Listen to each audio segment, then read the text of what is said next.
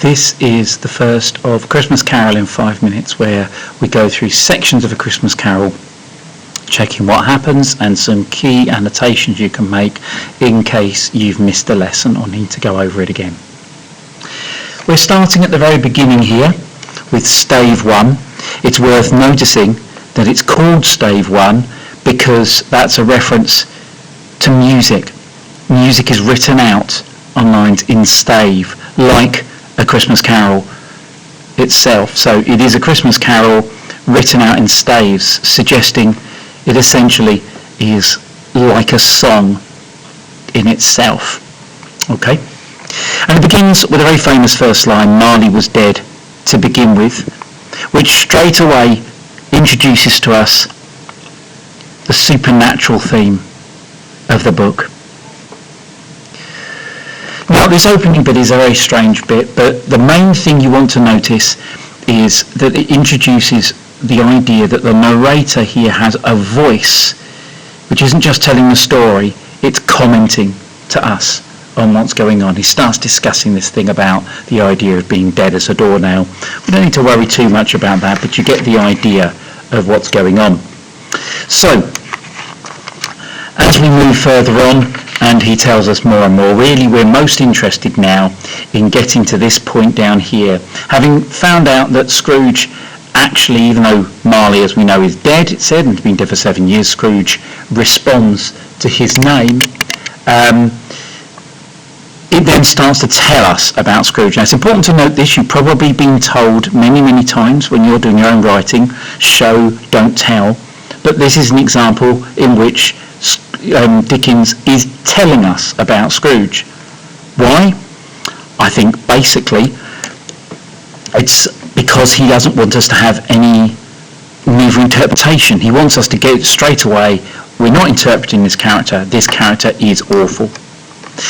He uses a number of a list of words: squeezing, wrenching, grasping, scraping, clutching, covetous, which are worth looking at. But I think the most important things here is he's described as hard and sharp as flint, from which no steel had ever struck out generous fire. Flint being a rock that is used, because it's particularly hard and sharp, is used when struck together to make fire. And where he's described as, very famously, solitary as an oyster. Oysters apparently are very solitary, alone at the bottom of the ocean.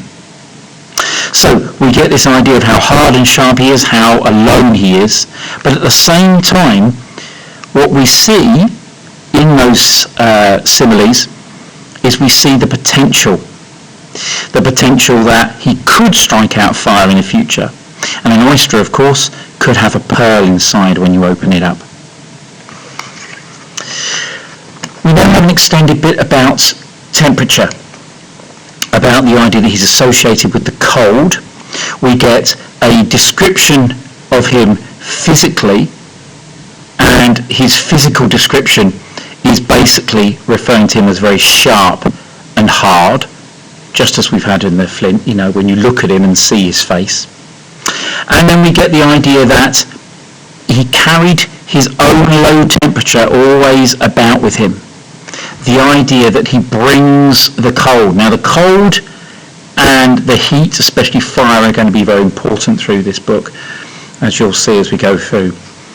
We carry on with this idea that he exists almost outside nature before we come to the idea of everybody avoiding him. We're told beggars don't actually come and ask him for money. No children ask him the time. No man or woman ever ask him directions. And the bit that's probably worth remembering is even blind men's dogs pull their masters out of the way. Okay? So the idea of all society, even to the most extreme, avoid him. And it's pointed out at the top of the next page, he doesn't mind that. This is exactly what he likes.